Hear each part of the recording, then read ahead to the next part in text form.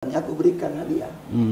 Tak lama kemudian, beberapa minggu kemudian, itu laki-laki terlihat oleh Rasulullah sudah kelihatannya udah sumringah. Udah kelihatannya badannya udah bagus, mukanya udah gak pucat. Gimana? Pemuda, apakah sudah kamu? Udah ya Rasulullah, alhamdulillah. Saat ini saya sudah dapat kerjaan, saya sudah bisa bayar utang sedikit. Terus seperti itu. Itulah hebatnya Rasulullah, pelayanannya kepada masyarakat. Kita ingin para pemimpin saat ini juga melihat seperti itu. Adakah orang-orang di masyarakat ini yang memang butuh terhadap pelayanan daripada para pemimpin kita? Baik.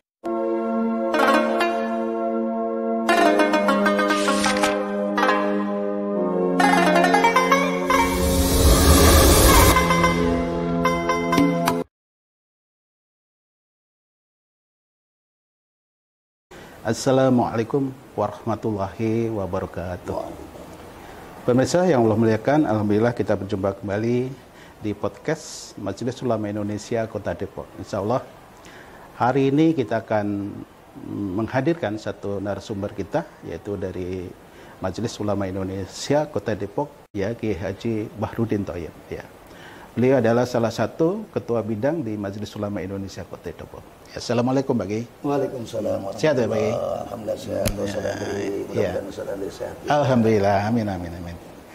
Ya pemirsa, sebelum kita berlanjut pada interaktif kita, dialog interaktif dengan Kiai Bahrudin, insya Allah beliau akan menyampaikan menyapa dulu pada pemirsa. Silakan Pak Kiai. Assalamualaikum warahmatullahi wabarakatuh. Waalaikumsalam warahmatullahi wabarakatuh. Pemirsa, kaum muslimin dan muslimat yang dimuliakan Allah. Alhamdulillah pada hari ini kita bisa berjumpa dalam podcast, dalam media yang mungkin bisa bermanfaat untuk kita semua. Terima kasih atas kesempatan yang diberikan oleh pendialog kita Pak Ustaz Andri. Mudah-mudahan acara hari ini mendapatkan manfaat buat kita semua. Amin amin amin. Terima kasih. Amin. Ya pemirsa, hari ini kita akan membahas satu tema, yaitu tema kita hari ini dalam podcast kita tuh namanya Bincang Ulama, Pak. Ya, Bincang Ulama ya. Sebenarnya bincang santai ulama juga sama aja, Bincang Ulama ya. Ya.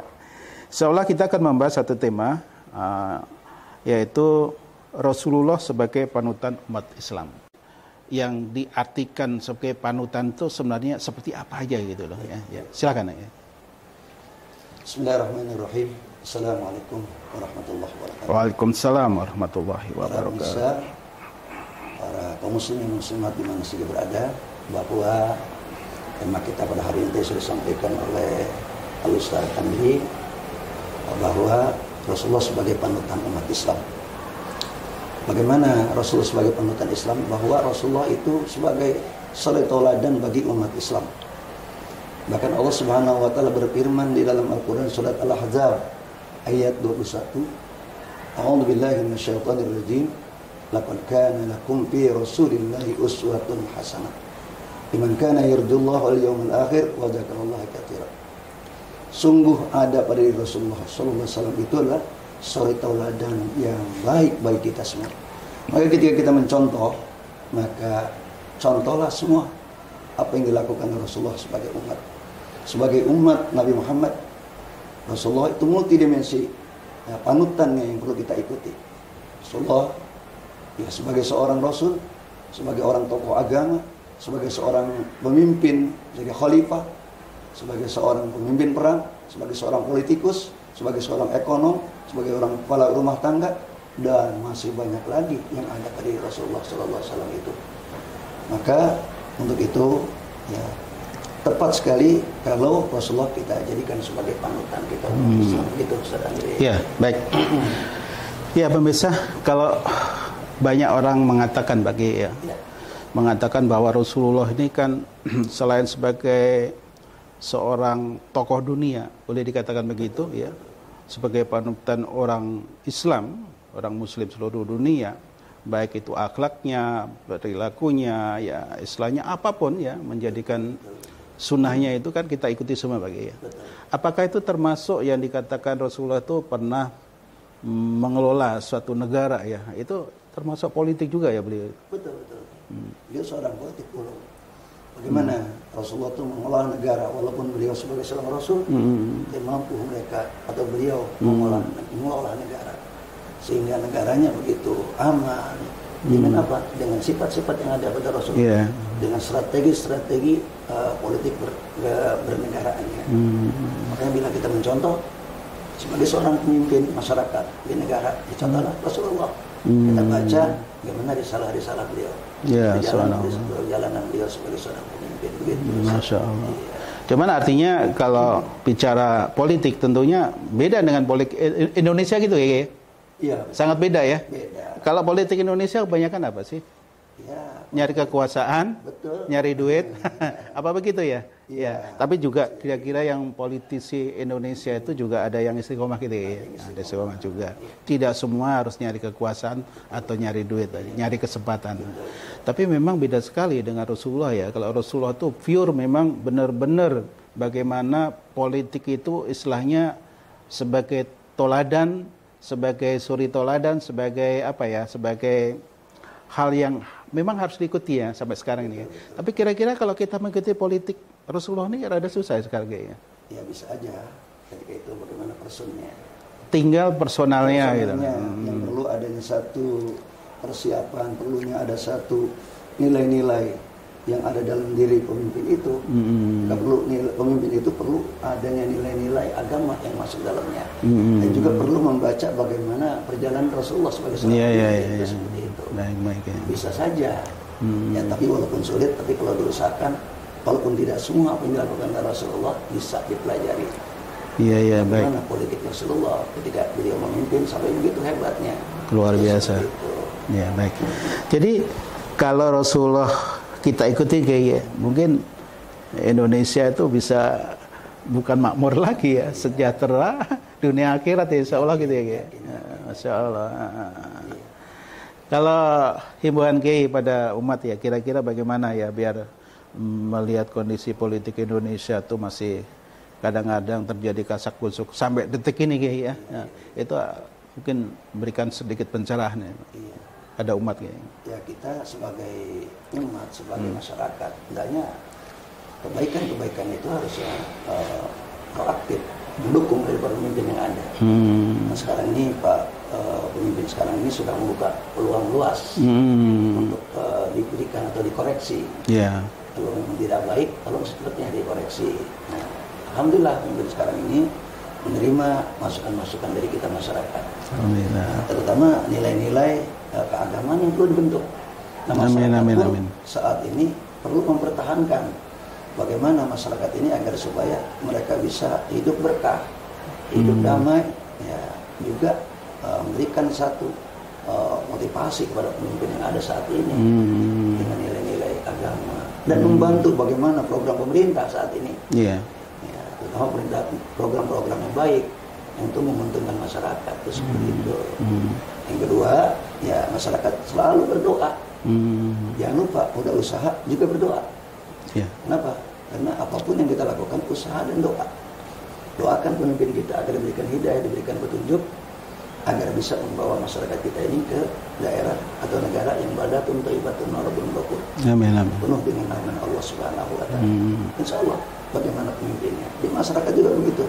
Di tingkat lingkungan RT, RW sampai kecamatan, wali kota, bila masyarakat itu mendoakan dan juga membantu program-program kita yang baik, insya Allah berjalan dengan baik. Baik. Jadi yang utama sebenarnya umat ini harus mengetahui, terutama para politikus yang ada di Indonesia nih ya Kiai ya, mengetahui mana yang hak, mana yang bukan itu ya. Jadi kalau semua memang bukan haknya ya jangan dimakan kan gitu ya. Itu saya kira jadi lebih ini ya, lebih elegan ya, kalau kita bicara begitu ya. Artinya kalau kita bicara agama kan kita memang harus mengacu pada mana yang hak, mana yang bukan gitu Kiai ya. Tapi jangan sampai politik itu dianggap hanya sebagai alat dalam rangka untuk memperkaya diri, itu subhanallah, itu kan sangat tidak bagus ya Kiai ya. Jadi kalau Kiai mungkin punya pandangan lain Kiai, barangkali Rasulullah itu realnya seperti apa ya dalam menyikapi politik yang secara real zaman waktu itu ya Kiai. Ya, bahwa Rasulullah selalu memperhatikan masyarakatnya. beliau selalu melihat mana masyarakat yang memang harus membutuhkan, membutuhkan ekonomi, membutuhkan dana, membutuhkan daripada kebutuhan yang ada di masyarakat. Dia selalu bertanya kepada masyarakat yang ada, dan dia selalu melihat dari jauh, hingga betul-betul masyarakat yang ada itu merasa terayomi, terlindungi dengan kata-kata yang lembut, dengan kata-kata yang baik, juga dengan banyaknya beliau turun, masyarakat lihat secara langsung. Itu. Yang mudah-mudahan pemimpin kita sekarang ini melihat keadaan ekonomi kita, orang-orang yang memang tidak terjamah di masyarakat, itu yang perlu dilihat. Insyaallah. Iya. Zaman Rasulullah itu kan politik beliau itu kan memang bukan sekedar merangkul, tapi memang mengayomi ya, kayak mengayomi semua umat kan begitu ya. Itu baik yang Islam maupun non Islam ya, begitu ya. Ya. Kalau sebagai non Muslim itu artinya seperti apa konkretnya kayak? Ya, jadi kan ada non Muslim ini ada yang memang kafir zimmi dan Arabi dua. Apa itu kafir zimmi? Kafir yang memang selalu dia bersatu dan bergaul dengan masyarakat dan tidak memerangi orang-orang Islam. Nah, itu dilindungi oleh Rasulullah. Nah, itulah toleransinya Rasulullah begitu. Tapi ketika kafir harbi yang harus diperangi, ya diperangi. Nah, peperangan itu pun Rasulullah karena memang mereka memerangi umat Islam. Maka adanya peperangan itu dalam masa Rasulullah itu untuk mempertahankan nilai-nilai Islam, pertahankan diri daripada umat Islam sendiri. Tidak mungkin Rasulullah berperang kalau tanpa mereka itu memerangi. Tapi kafir-kafir ini dilindungi. Dilindungi. Nah, seperti kita juga di daerah kita ini, ya, kalau orang-orang yang memang bersatu dan kolaborasi dengan umat Islam, ya kita nggak akan berani. Ya, itu artinya pengertian toleransi ya, Ki ya. Jadi umpama kita punya tetangga non Muslim juga, kalau dia baik pasti kita rangkul lebih baik lagi ya. Ya kita ayomi ya kita lakukan yang sebaik-baiknya kan gitu ya, Ki ya. Seperti ajaran Rasulullah gitu ya, Ki ya. Ini toleransinya di bidang umum, tapi kalau di bidang agama kita punya. Komitmen orang-orang Muslim harus berada dengan sesuai dengan agama. Jangan kita toleransi dengan nilai-nilai agama. Akidah. Betul. Ketika mereka melakukan acara ritual mereka kita ikut, dia kesini nggak bisa begitu. Maka itulah lakum dinukum waliyadin. Mana agamamu, agamaku kan. Jadi artinya ada batas ya, kayak ada batas ya. Tidak boleh dalam akidah itu dicampur adukkan begitu ya. Ya baik. Jadi dalam masalah ekonomi, sosial, masyarakat silakan. Terus seperti itu. Toleransi Rasulullah luar biasa. Luar biasa ya, subhanallah. Oke, Rasulullah itu selain pemimpin pemerintahan, pemimpin kepala negara, pemimpin keluarga yang harmonis ya, subhanallah, ini memang sebagai acuan atau sebagai sebagai suri toladan untuk umat ya, Ki ya. Dan di samping itu juga beliau itu bukan sekedar orang yang mengharapkan, ya mohon maaf nih, kan banyak orang yang kadang hidupnya mengharapkan bantuan ya.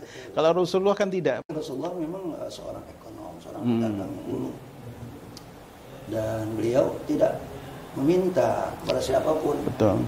Walaupun beliau seorang pemimpin, tapi tidak mengambil dari apapun, tapi untuk kepentingan masyarakat. Bahkan sekarang ini ya ada zuriat-zuriatnya pun Rasulullah itu tidak menerima sedekah. Sedekah. Nah, sampai zuriat-zuriat saat ini juga diperintahkan tidak haram untuk menerima sedekah. Apa yang kita berikan kepada Rasulullah itu hadiah. Kepada Rasulullah dan kepada zuriat-zuriatnya, kalau kita memberikan namanya hadiah. Rasulullah itu tidak menerima sedekah, apa zakat dan segala macamnya. Nah, Rasulullah begitu hebatnya di dalam mengayomi masyarakat yang tidak punya dibantu. Pada suatu ketika Rasulullah ba'da subuh, biasa Rasulullah kan keliling kampung, melihat mana masyarakat yang lemah, orang-orang yang dalam kesusahan. Ada satu riwayat dalam kisahnya Rasulullah. Suatu hari Rasulullah SAW lewat mencari orang-orang, ternyata bertemu dengan seorang pemuda yang rambutnya sudah kusut, mukanya sudah pucat, pakaiannya sudah. Dia tanya oleh Rasulullah, pemuda, kenapa kau tidak bekerja? Seperti orang-orang lain yang saat ini pagi-pagi pada bekerja, kenapa kau tidak bekerja? ya Rasulullah, aku banyak punya hutang. Orang kalau punya hutang kan gitu Pak. Pusing ya? Pusing, nggak berani pulang, nggak banyak debt collector datang. Kenapa kamu tidak pulang? Saya takut ya Rasulullah, banyak yang lagi hutang saya. Dari situ Rasulullah memberikan satu pengarahan, memberikan satu pengayuman pada orang itu. Kalau kamu tidak bekerja, bagaimana kamu bisa dapat usaha untuk bisa membayar utang-utang kamu? Rasulullah SAW mengajarkan doa dan membantunya. Apa yang doa diajarkan oleh orang itu? Allahumma inni a'udzubika minal hammi wal hazan, a'udzubika minal jubni wal bukhl, a'udzubika min ghalabatid daini wa qahri. Coba kamu baca, kamu amalkan, dan kamu berusaha. Kalau kamu tidak berusaha, kamu tidak mungkin untuk bisa membayar utang tersebut. Allahumma inni a'udzubika minal hammi wal hazan. Ini ada satu doa yang apabila orang terlilit hutang, banyak bingungan, ini doanya. Selain berdoa, tetap harus ada ikhtiar. Allahumma inni a'udzubika, aku berlindung padamu minal hammi, dari rasa bingung, wal hazan, dan bersedih. A'udzubika minal azzi wal kasal, ya Allah, aku berlindung padamu daripada sifat lemah, jubni wal bukhl, rasa pelit, dan juga hati yang keras. A'udzubika minal azzi wal kasal, aku berlindung padamu ya Allah daripada kehidupan yang lemah diri, lemah ekonomi, wal kasal, dan sifat malas. Wa a'udzubika min ghalabatid daini wa qahri. Aku berlindung padamu daripada terlilitnya hutang. Orang kalau terlilit hutang kan pusing. Iya, mau bingung pulang. Nah, jadi pikirin kalau sholat ibadah, kepikiran hutang aja. Saya juga banyak hutang, Pak. Ya, tadi sedang kan hutang. Diajarkan Rasulullah kepada pemuda tadi. Sebelum pulang tuh kamu amalkan, aku berikan hadiah. Tak lama kemudian, beberapa minggu kemudian, itu laki-laki terlihat oleh Rasulullah, sudah kelihatannya udah sumringah. Udah kelihatannya badannya udah bagus, mukanya udah gak pucat. Gimana? Pemuda, angka sunnah kamu? Udah ya Rasulullah, alhamdulillah. Saat ini saya udah dapat kerjaan, saya udah bisa bayar utang sedikit-sedikit. Terus seperti itu. Itulah hebatnya Rasulullah, pelayanannya kepada masyarakat. Kita ingin para pemimpin saat ini juga melihat seperti itu. Adakah orang-orang di masyarakat ini yang memang butuh terhadap pelayanan daripada para pemimpin? Ada satu riwayat juga yang pada saat beliau bukan mimpin, jadi imam sholat maghrib ya, kalau saya pernah baca riwayat itu kan, beliau buru-buru pulang, ditanyakan sama sahabat ini nggak sempat sholat istilahnya ba'diyah lagi atau gimana, nggak sempat sholat tapi langsung beliau pulang. Setelah pulang tapi beliau kembali lagi ke masjid itu. Ditanya sama sahabat, Rasulullah kenapa buru-buru pulang, ada apa? Ternyata beliau itu ada segumpal barang-barang yang belum disampaikan kepada masyarakat ya ada emas, ada yang lain-lain, itu luar biasa ya kayak luar biasa. Jadi kalau melihat dari riwayat itu Rasulullah seperti itu, artinya beliau tuh begitu luar biasanya pada umatnya, pedulinya ya.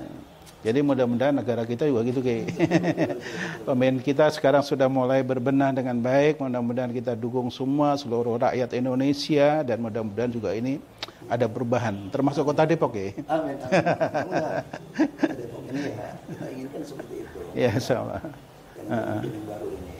Ya. Baik, terima kasih atas pencerahannya. Insya Allah kita nanti berjumpa pada episode berikutnya. Mudah-mudahan ini semua manfaat umat ya, untuk pencerahannya, sehingga bisa mengenal bagaimana Rasulullah itu berjuang untuk umatnya itu apa aja. Selain agama, ternyata politik juga ya, luar biasa gitu ya. Ya pemirsa, saya kira pertemuan kita hari ini cukup sekian. Terima kasih atas perhatiannya, dan insya Allah kita berjumpa kembali pada episode berikutnya. Kurang lebihnya mohon maaf lahir batin. Assalamualaikum warahmatullahi wabarakatuh.